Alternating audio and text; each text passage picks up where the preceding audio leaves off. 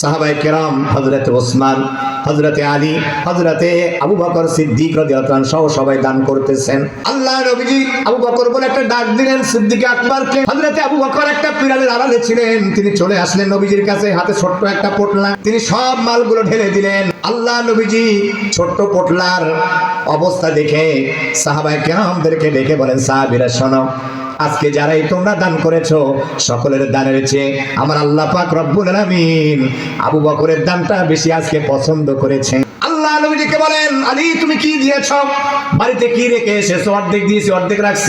ওমর তুমি কি দিয়েছো? অর্ধেক দিয়েছি, বাকি অর্ধেক বাড়িতে। ওসমান তুমি কি দিয়েছো? 3 ভাগ দিয়েছি, 1 ভাগ বাড়িতে। আবু বকর তুমি কি এনেছো আর বাড়িতে কি রেখে এসেছো বলো? হযরত আবু বকর ডেকে বলেন, নবী গো, বাড়িতে যা ছিল সব পোটলার ভিতরে ঢুকায়া আপনার কদমে নিয়ে এসেছি, আর আমার বাড়িতে আল্লাহ এবং আপনারে রাইখা আসছি।